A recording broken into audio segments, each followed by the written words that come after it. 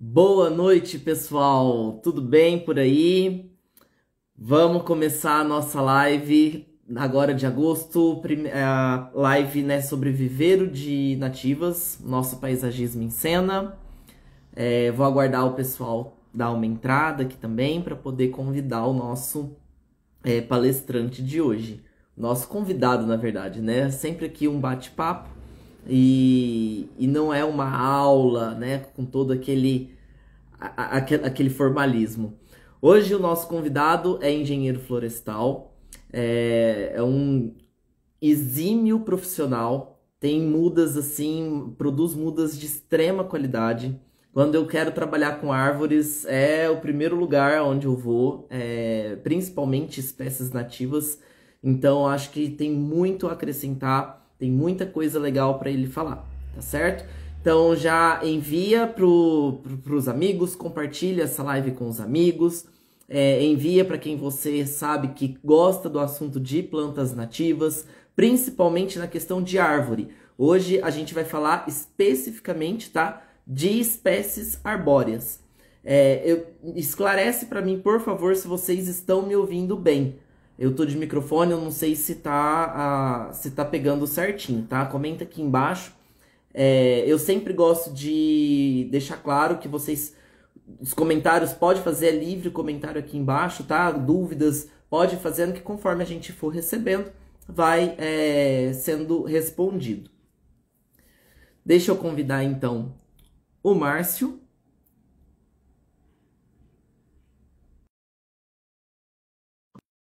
Vou ver aqui. Oi, Márcio. Oi, Murilo, boa noite. Tudo Boa bem por aí? noite, tudo certo? Tudo bem, graças a Deus. Tudo tranquilo. Muito frio por aí? Muito. Bom, agora deu uma melhorada um pouco, né? Os Deixa últimos eu dar uma dias. aumentada aqui no som para eu te ouvir bem. Tá, se qualquer coisa eu posso tentar também usar o fone, se você achar melhor. Ó, tá 10, Tá viu? bom? Tá Então vamos muito assim, bom. porque fica mais fácil de falar.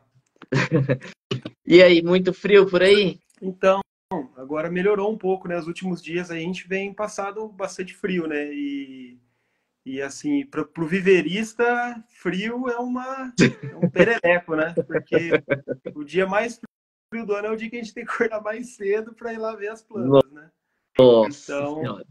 agora, graças a Deus, essa madrugada próxima agora já tem uma previsãozinha bem mais alta, né, de temperatura, então Aham.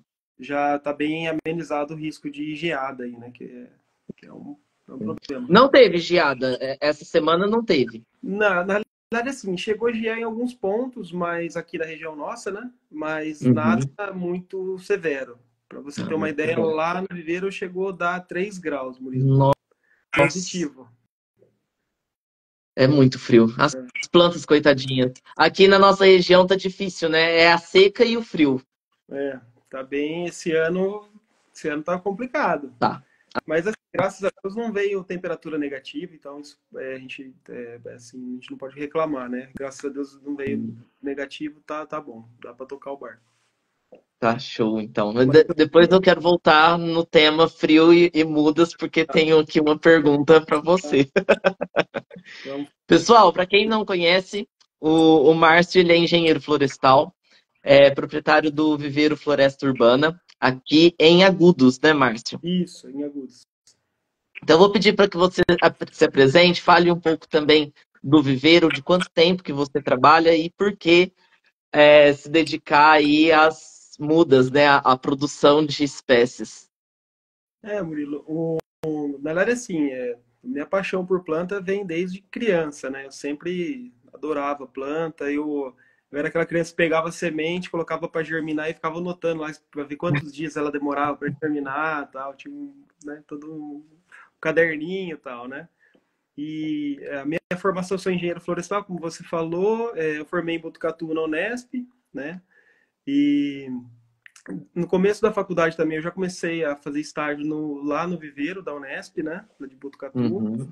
E depois disso eu migrei um pouquinho para a área de melhoramento vegetal, né? Principalmente na área de eucalipto, mas assim, sempre o melhoramento está vinculado com viveiro, Então, Uhum. aí eu sempre estava trabalhando assim em viveiro, né? Mexendo com a parte de melhoramento vegetal, mas nos viveiros. Aí depois de formado, eu trabalhei alguns anos em empresa florestal, na parte de produção de muda de eucalipto.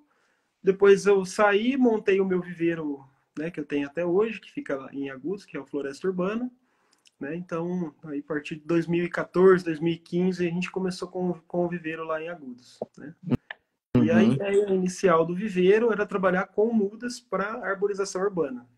Né? Então, Uhum. o foco inicial dele foi isso. A gente tenta trabalhar com mudas com padrão acima do que a gente tinha na região aqui, né? Mudas mais altas, embalagens maiores, diâmetro de planta maior. Essa era a ideia inicial. E nos últimos anos a gente tem migrado para mudas nas embalagens um pouco menores também, né? Então hoje a gente Uhum. tem, trabalhamos com 3 tipos de embalagem, a maior é de 65 litros, né, que é o bag. Depois a gente tem o sacolão, né, que é uma embalagem de mais ou menos uns 10 litros, e uma embalagem de 4 Uhum. litros. Então é isso que é a ideia. E o viveiro foi criado para produzir mudas de qualidade para arborização urbana. Porque a gente buscava muda no mercado para arborização urbana, muda de qualidade na região e não tinha. Né? Então Não tinha mesmo. a ideia foi essa, principalmente na nossa região aqui, né? Então a ideia inicial foi essa. E a gente está trabalhando, está lutando. Hoje a gente tem algumas outras ideias, né, ali no viveiro, mas o foco inicial dele foi Uhum. a arborização urbana. Entendi. E, ô Márcio, você comentou, né, esse foco principal. Hoje, essa demanda da arborização urbana, você acha que ela é interessante, que as pessoas estão interessadas em realmente na arborização urbana e buscam essas mudas, ou não? Tem uma demanda maior, por exemplo, para a questão de recuperação ambiental, de termo de ajuste de conduta, essa parte mais ambiental, assim, né, de regularização, vamos dizer, de problemas de desmatamento, né, outras questões, principalmente na área rural. É, na realidade, assim, Murilo, eu acho que são duas coisas, assim, eu vejo como duas coisas, né? Eu acho que a arborização e até mesmo o paisagismo, né, foi dado muito valor talvez alguns 100 anos atrás, mais ou menos, né? O pessoal tinha uma visão bem diferente, né?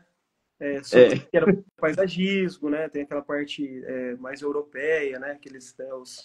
As praças, era uma coisa um pouco mais assim, bom, todo mundo que mora em cidade sabe que tem aquela praça bem feita que foi feita há 100 anos atrás. Hoje em dia o pessoal não consegue fazer uma praça tão bonita como fazia antigamente, né? É difícil.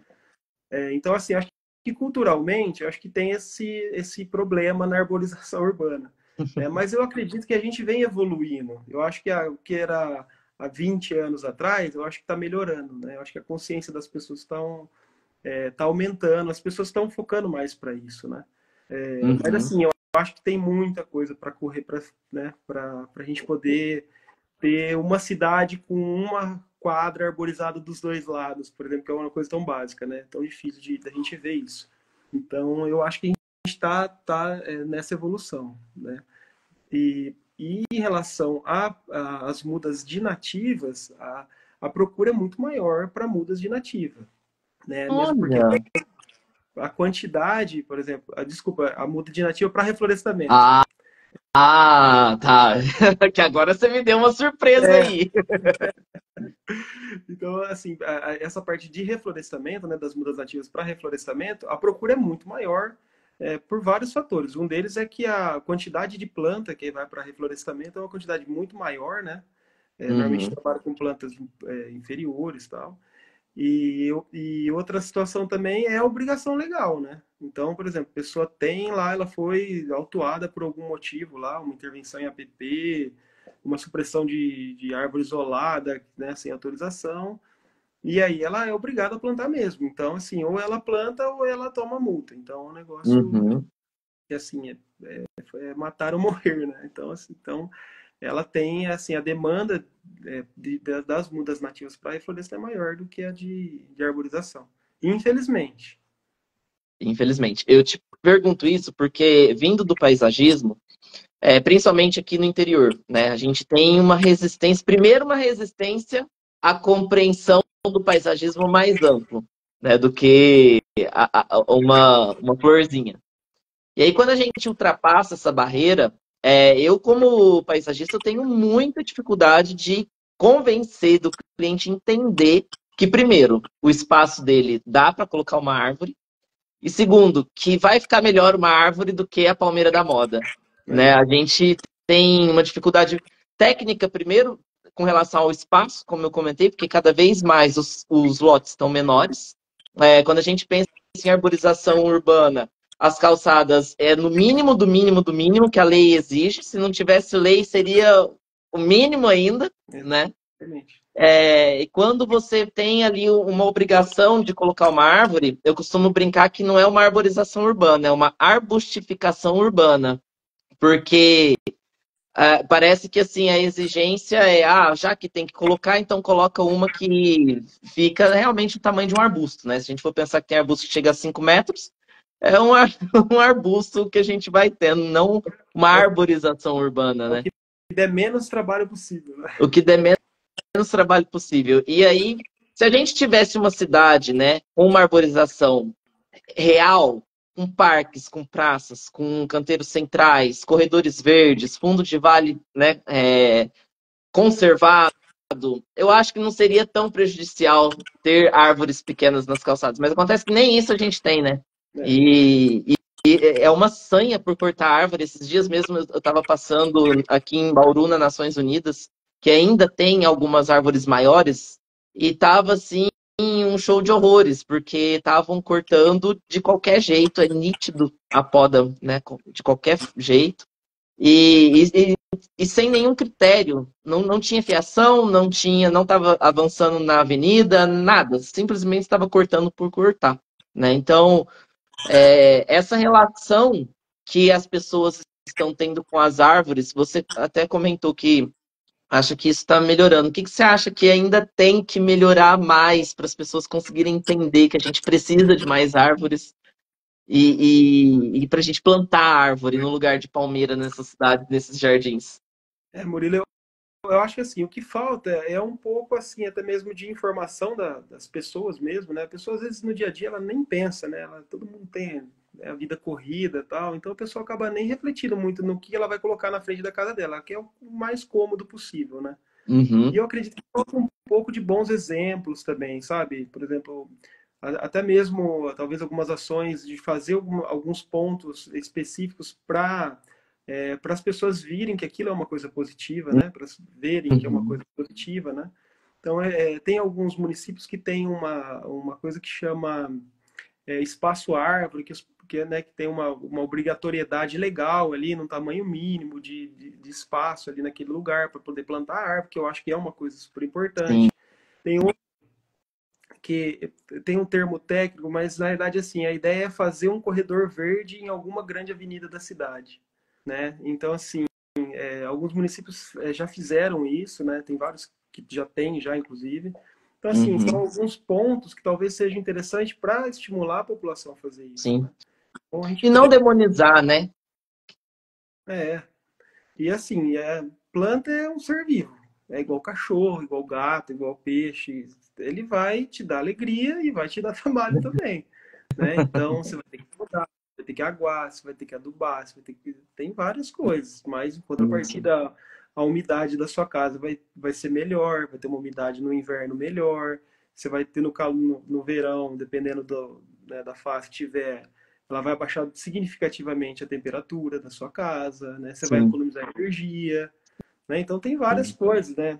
Até para o poder público mesmo, tem estudos que falam que a arborização até reduz a manutenção no asfalto, É, em função da menor amplitude térmica que ela vai ter, o asfalto vai ter. Então ele, né, ele acaba durando mais tempo. Tem a questão mesmo das galerias, de tubulação, então tem menos água porque a árvore consegue absorver um tanto dessa água da chuva, então essa água acaba não percolando. Então, assim, tem uhum, um monte de coisa que às vezes a gente nem se toca, né? sim.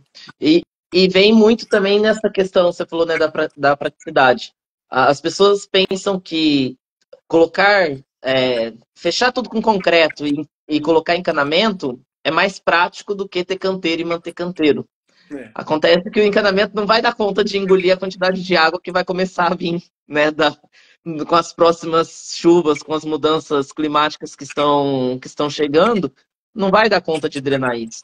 é. E a gente vai depender cada vez mais dessas soluções baseadas na natureza, de canteiros, de árvores, para que elas ajudem essa água a percolar e não escorrer, né, superficialmente, como é a questão de rua e de concreto, né? Às vezes o pessoal me pergunta algumas coisas dessa parte de drenagem, né, de alguma coisa nesse sentido assim. Eu falo, gente, imita a natureza que a gente não erra. É. Então, vamos pensar na cidade aqui. Como é que ela era há, sei lá, há um bom tempo atrás, quando só tinha floresta? Aqui era só floresta, só tinha vegetação, água que caía, né, da chuva, ela escorria e ia se percolando, né? Sim, E infiltrando.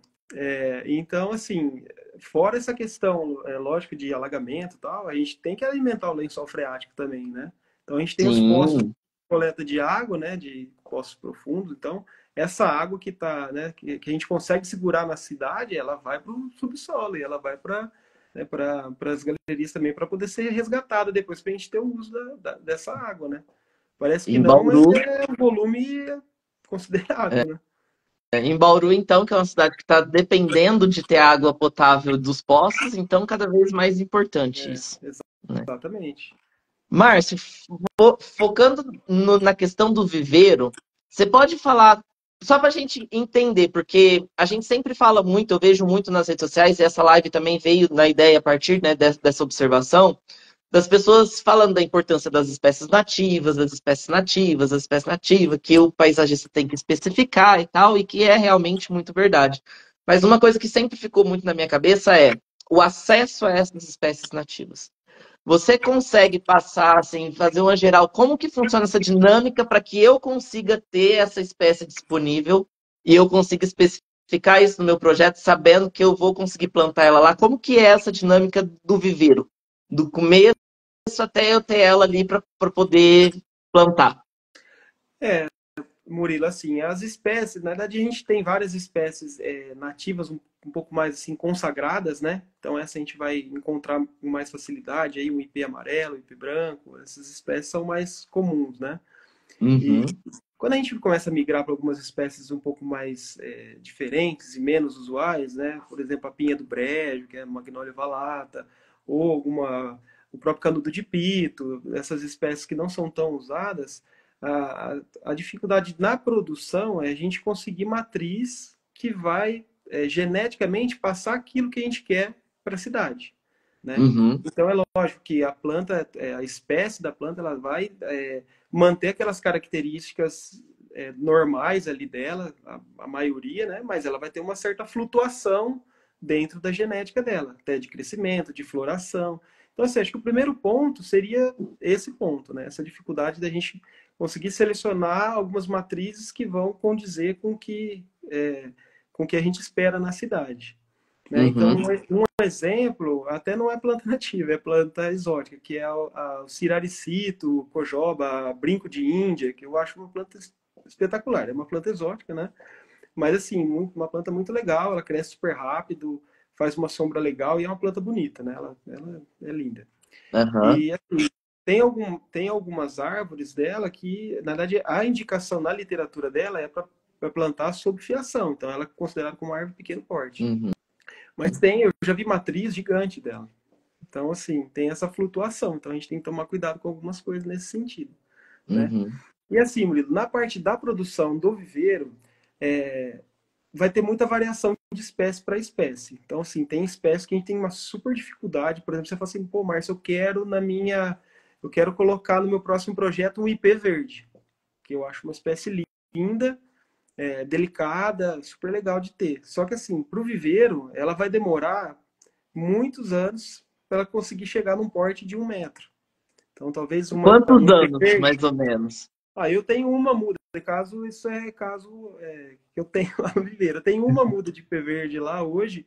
Ela deve estar com uns 80 centímetros, mais ou menos. Ela tem 2 anos, né? Um pouquinho mais de 2 anos. Uhum, Então, assim, é uma outra característica. Mas tem várias espécies que se adaptam e crescem super rápido também, né? A uhum, gente tem o pau-formiga, por exemplo, uma espécie de rápido crescimento, linda para arborização. né? O guanandi, outra espécie super bonita e super legal para arborização também. Então, assim, a Uhum. gente tem que ir dosando.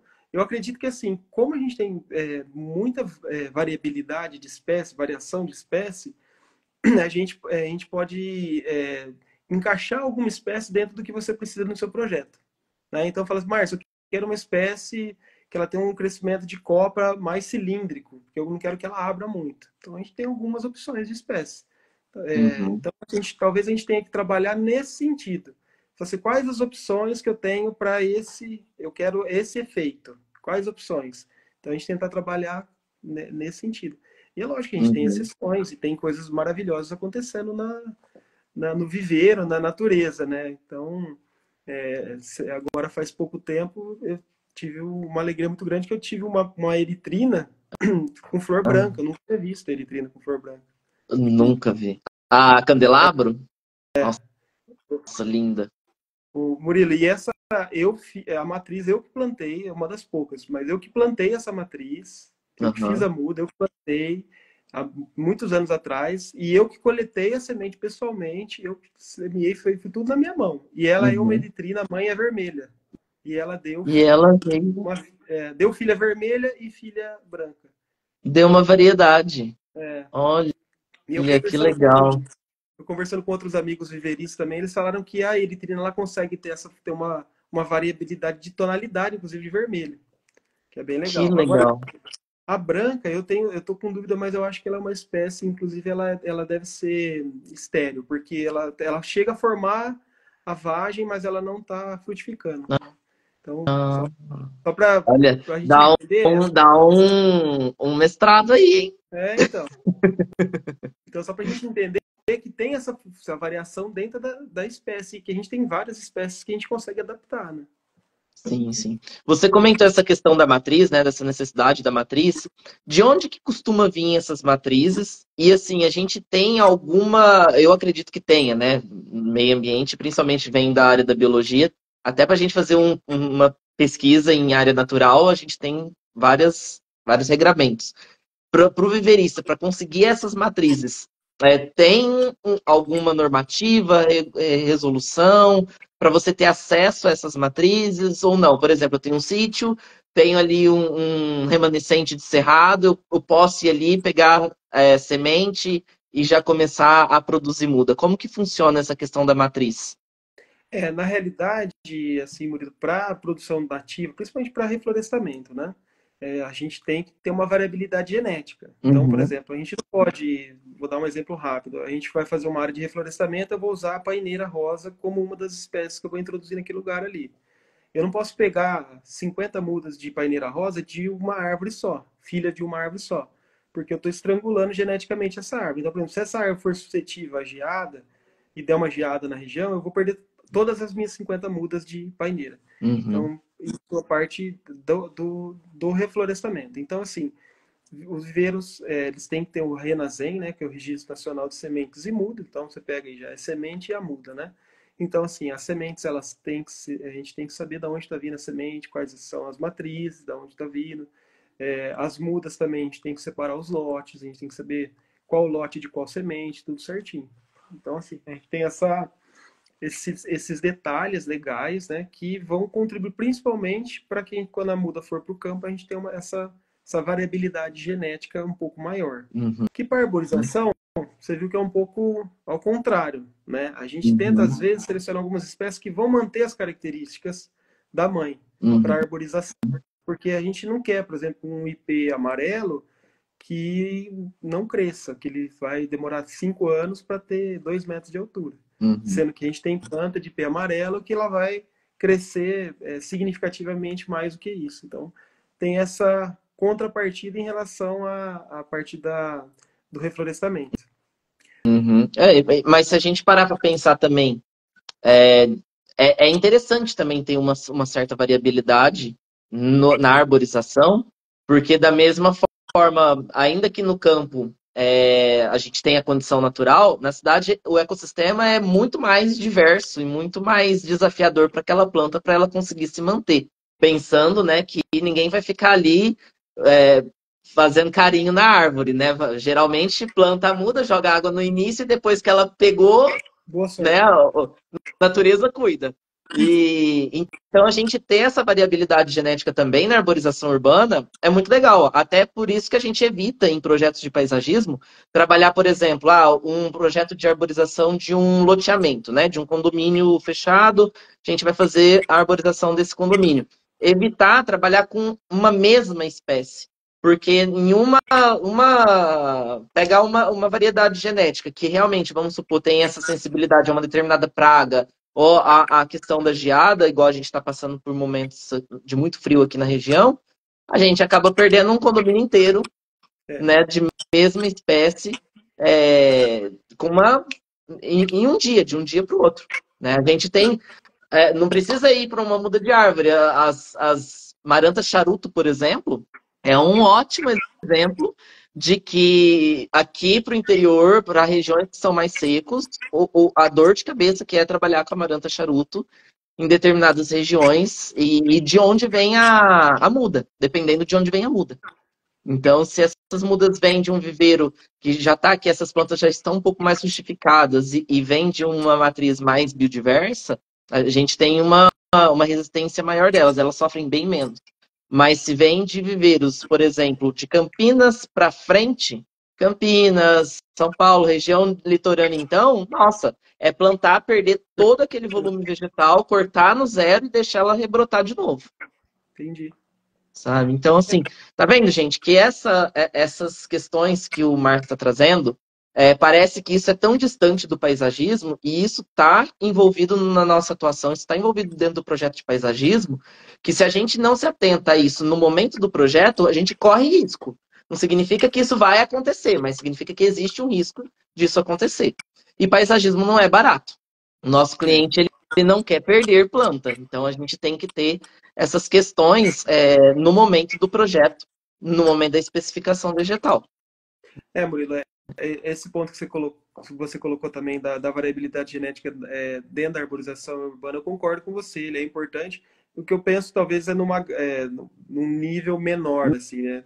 De, Uhum. de variação para você tentar puxar a característica que você mais precisa ali naquele ambiente, né?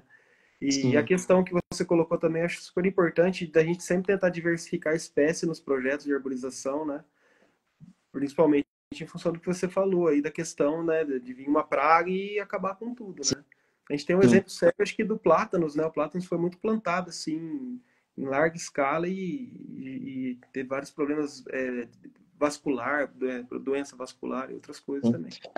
A gente está tendo bastante planta que é mais europeia, o plátanos, o cipreste italiano, alguns pinheiros, que não já está mostrando que não é. Por isso que a gente precisa tanto. Eu sou muito adepto a essa questão do uso das nativas. Mas sempre com essa. Por isso que eu achei interessante o que você falou, né? De o que a gente tem disponível, o que você precisa de efeito no projeto para que a gente consiga encaixar. Porque às vezes a gente está tão acostumado a abrir o livro do Lorenzi e ter aquela variedade de plantas exóticas, aí num Ceasa e ter uma variedade enorme de plantas, que você vai pegando isso e vai criando repertório com aquelas texturas, com aquelas formas ali. Mas com a planta nativa, ela é diferente, não adianta. Principalmente quando a gente pensa, por exemplo, no Cerrado. Mês que vem é mês do Cerrado, né, no Brasil. No Brasil, óbvio que no Brasil. E é mês do Cerrado, e assim, essa estética do Cerrado, a gente não está acostumado a projetar. O mais próximo do Cerrado que a gente está acostumado a projetar são os capins do É, Texas. A gente não está acostumado a projetar com árvore do Cerrado, a gente não está acostumado com arbusto, então, piorou. Então, acho que é, falta a gente também ter essa proximidade. Por isso que eu falo, pessoal, é, não adianta querer pressionar e chegar para o viverista e falar, eu preciso disso. Né, Márcio? Não é mágica, não vai surgir de um dia para o outro. não.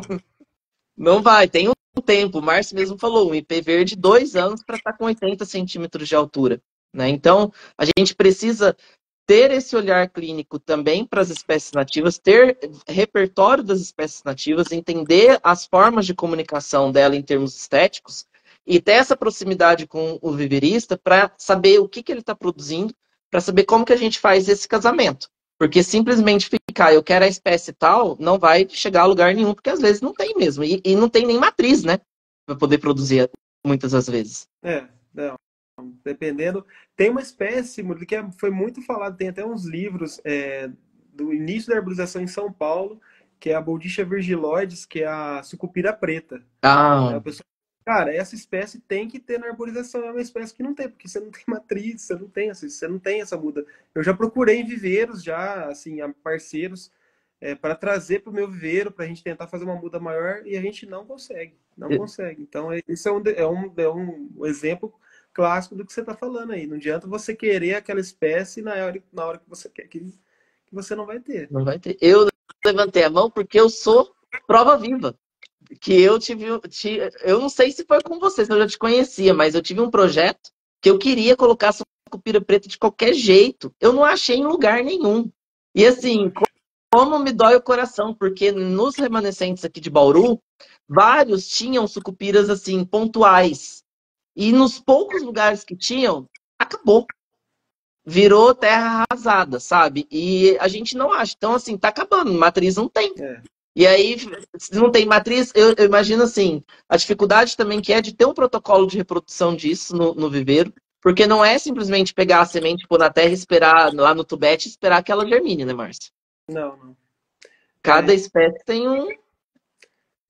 Para você ter até uma ideia, eu achei uma matriz de sucupira, né, aproveitando a ocasião da sucupira, fui coletar a semente dela, já estava toda predada já. Então, tipo, era uma árvore isolada no meio de um monte. Então, se fosse na natureza, né, numa área com vegetação, ela ia estar mais protegida, ali não ia ter perdido tantos indivíduos ali, né, tantas sementes. Uhum.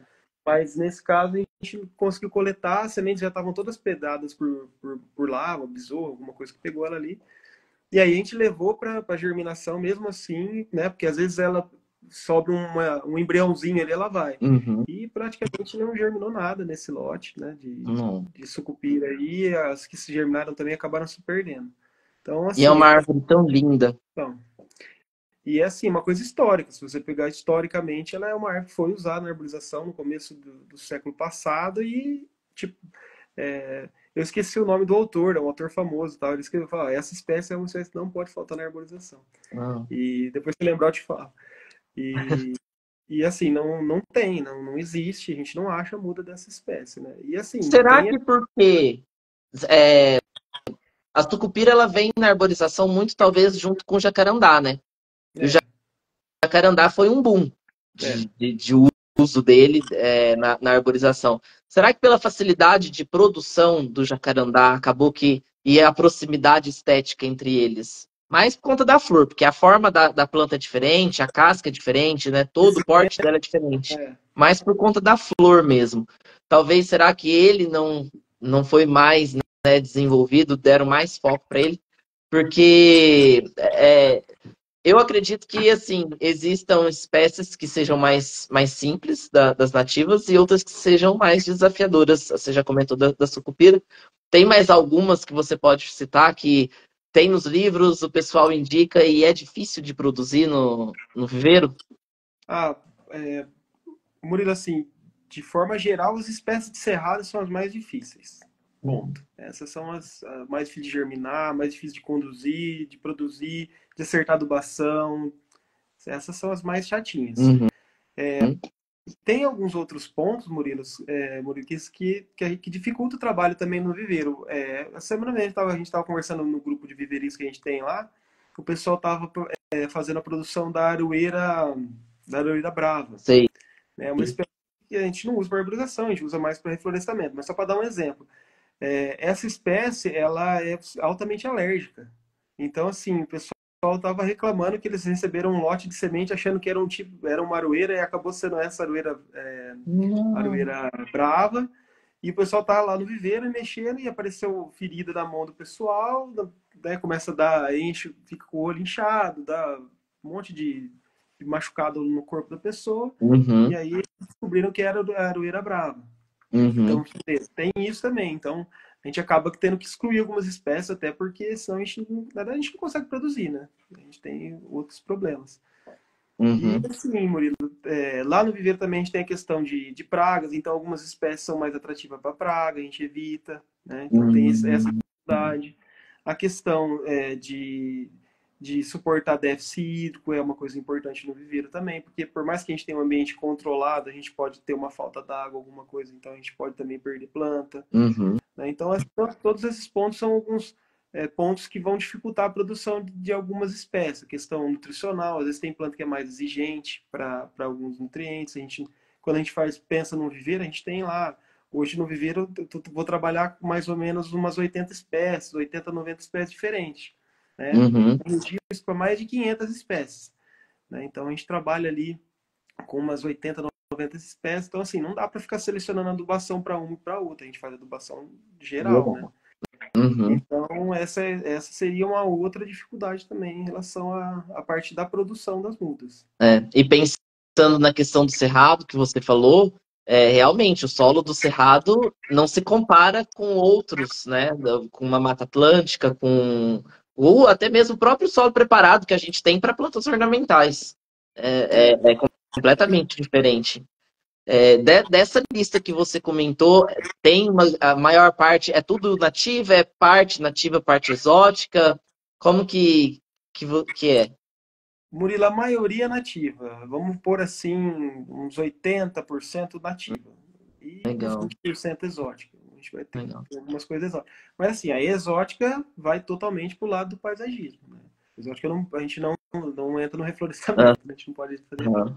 planta exótica. Então, Aham. por isso, eu gostaria até de ter mais exótica, porque se tem mais exótica quer dizer que a gente está trabalhando mais em arborização urbana. Né? Então, para você ver, quando vem projetos assim de paisagismo para você, eles são projetos mais homogêneos na escolha das espécies? Ou você recebe assim, não, existe uma variedade, seja ela exótica ou nativa? Porque eu acho que espécies nativas arbóreas no paisagismo é quase que todo mundo usa a mesma coisa também. Mas eu Ah, queria saber da opinião de quem produz. não, é isso mesmo, Murilo. Os projetos sempre vêm com as mesmas espécies, sempre os mesmos pedidos. Eu tenho notado assim que até a gente está conseguindo fugir um pouco das palmeiras, né? Ah, Ter um pouco mais de árvore, né? aham. Para projetos, né? Mas assim, são sempre as mesmas espécies. E o que é assim, é uma dificuldade, eu acho que talvez a gente tenha que pensar até numa mudança de conceito, de não colocar talvez a espécie, mas as características desejáveis, como a gente falou lá atrás, Uhum. né? Porque é muito difícil de casar. Então, por exemplo, a gente pega um projeto ali, a pessoa quer, às vezes, umas 3, 4 espécies diferentes, e o viveiro tem 2 espécies, as outras 2 ele não tem. Uhum. Então, assim, acho que se a gente pensar em trabalhar, pô, eu preciso de uma árvore de tanto a tanto de altura, que floresça bastante, ou que dê mais sombra, ou que tenha um formato mais em guarda-chuva, ou não, tenha um formato mais cônico. Eu acho que Uhum. projetos, talvez, se pudessem caminhar por esse lado, seria mais interessante, porque aí o viverista oferece o que ele tem. Uhum. É lógico, você vai querer uma muda com um porte maior, nesse caso, né, do paisagismo, né? Uhum. Então, assim, dificilmente vai casar. Uhum. E tem essa questão que você mesmo falou, por exemplo, às vezes você até tem as espécies que você tem, que você quer, mas ela está numa região que é diferente da sua. Uhum. Então, será que ela vai suportar? Será que ela vai se aclimatar aqui? Né? Tem espécies que ela tem spa, mas ela tem uma flutuação no Brasil, tem em todo lugar, mas aquela planta que você tirou daquele lugar, talvez ela não vai conseguir ficar no calor de Bauru, se ela Sim, vier lá de Campos do Jordão. sim. Então, assim, É, tem esses detalhes. Por isso é importante a gente ter esse, esse jeito, né? Essa plasticidade um pouco maior em relação às espécies. sim, tá vendo, gente? Às vezes, isso que você falou, Márcio, é uma coisa que é 100% das vezes que eu vou dar aula, o pessoal me pergunta, aonde tem um livro que relaciona a forma da planta com o nome da espécie? E não existe, a gente não tem bibliografia. Paisagismo no Brasil é uma coisa extremamente recente. A bibliografia que a gente tem é muito rasa ainda, né? Para tudo, para absolutamente tudo. Então, a gente não tem o livro, mas se a gente tem essa relação com o viverista, a gente resolve o projeto. O que não É, dá é a gente chegar com a cartada, é, porque realmente às vezes não vai funcionar. E aí a gente se frustra também, porque é tão difícil pensar um projeto E aí você acha aquele formato, aquela cor, tudo ideal, e você vai na fé, coloca a espécie, o cliente aprova e depois você vai procurar se tem aquela espécie para comprar. E aí é um problema, porque isso muda o projeto inteiro. É. Quando a gente fala em árvore, é um elemento grande no paisagismo.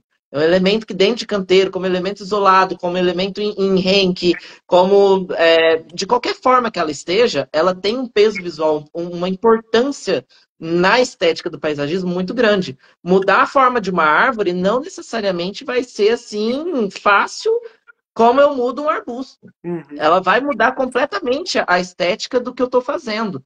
Então, se a gente já traz esse diálogo logo no projeto, antes de apresentar para o cliente, a gente tem uma execução disso e uma qualidade de projeto muito melhor É. depois.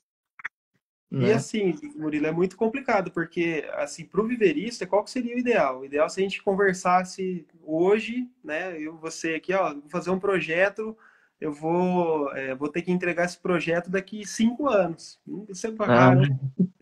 Porque aí tem. daria tempo de eu produzir uma muda para chegar com um Uhum. padrão aí de 3, 4 metros de altura para você poder usar no seu projeto. Esse seria o ideal, né? Uhum. Mas assim, se não é possível esse caminho, talvez a gente tentar minimizar o máximo possível, né? Sim, É o que você falou, ter esse diálogo com o viverista, ó, que espécies que você tem, valores já também, para combinar, não adianta nada, se é uma espécie, é um valor absurdo, né? sim. Valores, vai encaixar no meu projeto? Não vai. Então já ir meio direcionado, né? E se possível Uhum. reservar, porque pode ser que tenha venda. Então, assim, o ideal para mim, que sou viverista, seria ter essa venda casada que a gente fala, né? Então, assim, eu vou produzir a Uhum. muda para você. Eu Uhum. preciso dessa planta para tal data, né? Eu produzi Uhum. ela para você. É, Esse seria o ideal. assim, projetos muito grandes, que a gente tem um tempo, ainda é possível de ter isso, mas geralmente o que chega pra gente é assim, já estou mudando, É, já entra com a planta, né? Então, só de ter essa conversa no momento do projeto, trazendo essa questão, olha, a estética que eu preciso é essa. Porque isso também ajuda muito a gente a criar o nosso repertório em relação à espécie. Para que a gente saia do IP amarelo, do IP rosa, do IP branco. Porque é só isso. é. Ou quaresmeira, ou IP. Sabe? Não sei. Quais são as que mais saem quando é paisagista, Márcio? Ah, você já falou alguns aí. IP branco, IP amarelo, IP roxo, IP rosa. O pessoal gosta muito do Oiti, pata de vaca, quaresmeira. Aí o pessoal adora Manacá da Serra. Todo mundo adora, mas ele não gosta muito da nossa região aqui. Ele detesta a nossa região. Então, as mais são essas, assim, né? Uhum. Então, aí tem as exóticas, vai entrar a escova de garrafa, é, até a brinco de Índia, não é tão comum, mas o pessoal pede às vezes também a brinco de Índia, tem outras ali, né? Mas as Uhum. mais comuns são essas que a gente falou. Aí tem algumas outras, por exemplo, o Brasil é uma espécie muito linda, o pessoal usa pouco. Todo mundo conhece o Brasil, mas não usa muito na arborização. É uma árvore muito bonita. Então, é para você ver, né? Pau-brasil se usa pouco por causa do espinho. Mas agora está usando a Cássia ceial, que tem espinho. Então. E que custa uma planta de 1 metro de altura, R$ 3.000. Então. Então, assim, a gente precisa. É linda, é linda. Isso é uma questão que eu acho que a gente ainda vai ter que caminhar muito. É trazer, tentar identificar na nossa flora essas estéticas que agradam ao nosso cliente. Porque, querendo ou não, a Cássia ceial agrada. O caule dela é maravilhoso, a florada é maravilhosa, mas a gente tem plantas que também tem o caule de uma cor mais ferrugem, que também tem uma floração amarela em pompom, que também tem a folha pequenininha, principalmente, né, as caliandras. Então, assim, é possível de ter essa substituição que não seja no porte total, mas que a gente consiga adaptar isso também de uma outra forma. Eu não vou ter esse pompom, no caso da caliandra, eu não vou ter o pompom no formato de uma árvore, mas eu consigo ter ela no arbusto que eu posso usar esse arbusto de uma outra forma no jardim, né? Seja em vaso, topiado, eu não gosto muito de topiaria, mas é uma opção, em cerca viva, né? É uma opção. É possível isso. Márcio, Tem, pode falar, desculpa. não, tem algumas espécies, por exemplo, o canudo de pito mesmo, é uma espécie que, pô, ela dá muita flor. E ela tem, eu tô até vendo ela em alguns projetos já ela aparecendo, né? É uma espécie mais Uhum. delicada, e tal, mas é uma espécie que ela não vai ficar tão alta, e ela dá muita flor. Tem uma Uhum, outra também que é tudo da mesma família das cenas ali, o fedegoso também, é uma espécie super legal, dá floração super rápido e muita uhum. flor também. É bem. Então tem Nossa, eu bastante. até postei aqui, acho que foi sexta-feira, na espécie. Antes era espécie da semana, agora eu mudei o nome para Flora Nativa. Que eu vi no canteiro central da Nações, eu parei o carro no acostamento lá na Marginal e corri lá para tirar foto, que é a planta candelabro, é uma cena também, Ah, que a pétala das tá. flores dela faz um copinho assim, linda, linda, tava lotada de abelha. Então a gente precisa usar mais essas espécies, mas entra nisso, sabe? De eu vou conseguir comprar, eu vou conseguir plantar essa muda, né? E árvore, por exemplo, a gente está vendo muito pau-mulato, pau-formiga. Eu não me recordo agora se o pau-ferro é nativo. É nativo. Nativo. Nativo. O pau-ferro também usa bastante. Mas, assim, ainda são árvores, um palmulato é uma árvore amazônica. É. Você traz ela para o cerrado, ela sofre com a seca daqui, né? E se ela está bem irrigada, ela atinge aí 20, 30 metros de altura de uma árvore colunar. Uhum. Então, é difícil. A gente precisa ainda se entender. O paisagista, eu acho que ainda precisa se entender com a flora nativa na questão da composição para a gente conseguir fazer jardins cada vez melhores. Eu acho que talvez a gente teria que trabalhar com essa questão que você falou que não tem nos livros, né? Que é essa opção de formato com espécie, né? Acho que um dos caminhos aí que seja interessante buscar seria esse aí, fazer uma parceria com o pessoal da Unesp aí de Botucatu, e daqui de Bauru mesmo, né? Do pessoal da arquitetura e pra eles gerarem um documento desse aí que seria bem, acho que bem usual, assim. E tem várias espécies, né? Você pega aquela a pinha do brejo, eu acho ela linda, eu adoro essa espécie. Ela tem um formato bem colunar, assim. Uhum, Ela dá aquela coloração gigante dela, né? Do tamanho uhum, de uma bola, a flor dela branca. Sim, e como elas, tem muitas espécies que a gente não conhece também, né? A gente sim. conhece muito pouco, né? Comparado com o que tem. Bom, espécie de ipê amarelo só tem mais de 30 espécies diferentes de ipê amarelo. Ipê amarelo, a gente fala, o ipê amarelo. Tem mais de 30 espécies diferentes, né? Exato, exato. Olha, o Mikael colocou aqui uma questão que eu acho bem legal. Talvez as nativas às vezes não sejam tão chamativas ou comerciais, mas entregam muito em valor ambiental. É questão de mentalidade. O que que as pessoas valorizam mais? E é isso mesmo, é uma questão cultural, né? Ó, infelizmente, a maioria não tem essa consciência ambiental ainda. Como é essa questão de tentar convencer que vale a pena usar nativas? É bem aceito? Vindo da minha parte como paisagista, eu acho que é mais aceito quando não é árvore, então quando é arbusto, quando é forração, quando é herbácea, até palmeira. As pessoas são mais próximas dessa questão do valor ambiental daquela planta para além da questão estética. Mas quando é árvore, não é tanto por conta de ser nativa ou ser exótica. Claro que a gente tem o olhar estético, o que é belo foi treinado para a gente historicamente para olhar o que era de fora mais bonito, né? Sim. Mas ainda a questão da árvore no jardim é um ponto, assim, um calcanhar de Aquiles. No máximo, estourando um pé de limão ou uma jabuticabeira. É.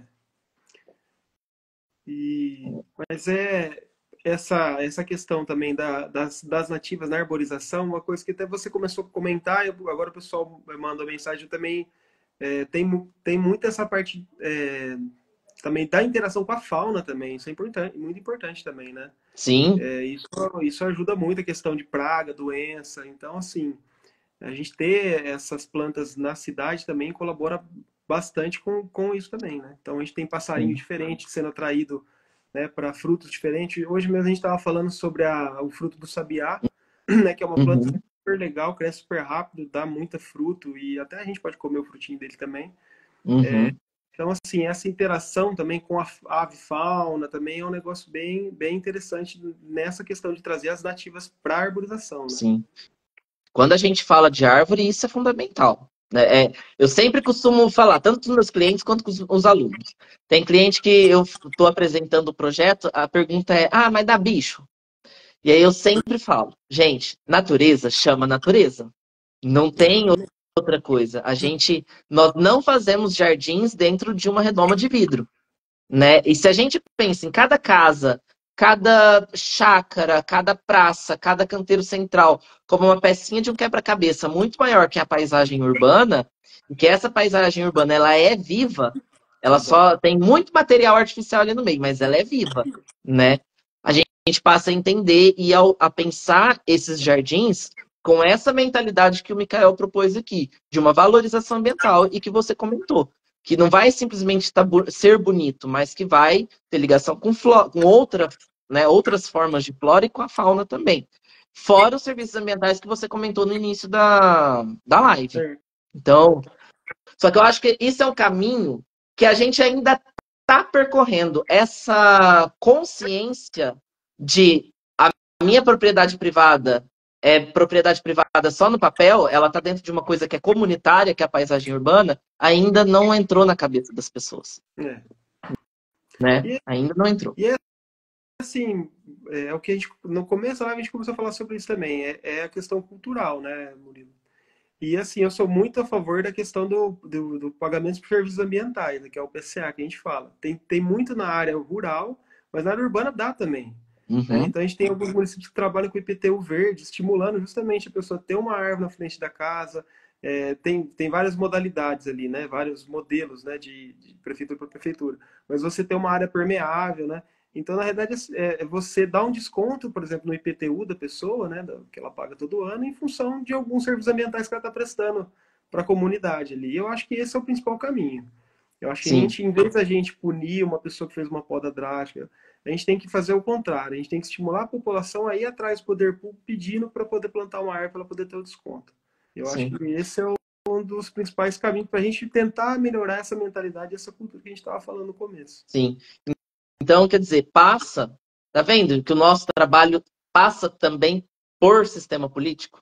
Não tem como não passar por sistema político, porque eu vejo muito isso, a Secretaria de Meio Ambiente, a própria Secretaria de Educação desenvolvendo ações educacionais nas escolas também, sabe? Inclusive distribuição de mudas. Porque, assim, se a gente deixa na mão da população, a população é leiga. Ela vai plantar um pé de manga na calçada. Então, assim, esses estímulos... O ficus. O ficus. Nossa, hoje eu vi uma figueira de um tamanho lá no centro, gigantesca, sabe? É isso que o pessoal vai plantar. E assim, na boa vontade. Eu sempre comento aqui em Bauru tem vários conjuntos de pessoas que se juntam para plantar árvores, plantar frutíferas, e eu acho 10 a iniciativa. Mas eu sempre fico pensando assim, quais? Aonde? Porque não basta o ato de querer plantar. A boa vontade é o início, mas precisa de ter um conhecimento para se trabalhar com planta. Porque, como a gente falou lá no início, planta é um ser vivo, gente. E ela vai interagir com tudo. Seja artificial, seja natural, ela vai interagir. Então, essa necessidade de educação, desde o pequeno e, inclusive, né, os adultos, e o adulto só educa, igual você falou, no bolso. Mexeu no bolso, ele sai educado. Não mexeu, vai continuar fazendo errado. Não adianta. Márcio, para a gente fechar, que já está faltando 7 minutos para acabar e o Instagram corta. Não tem como eu impedir. Passou rápido, né, Murilo? Passou um estalo, que isso? Para você, Murilo, eu vou colocar essa espécie, eu vou colocar ela para venda e tal.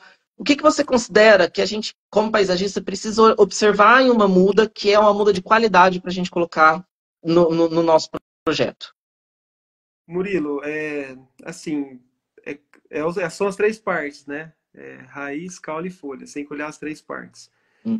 Então, assim, a copa, lógico, vai depender do que você for usar ali no seu projeto, mas ela tem que estar uma copa, por exemplo, para arborização sem brotação a partir de 1,80 m, isso é fundamental. Então, 1,80 m. Se ela tiver brotação, se ela tiver bifurcação, né, abaixo de 1,80 m, é uma muda que vai te dar trabalho. Então, é melhor você não optar por ela. Então, acima de 1,80 m, ela bifurcou, beleza. E tudo bem, você consegue formar ela para calçada, a gente está falando.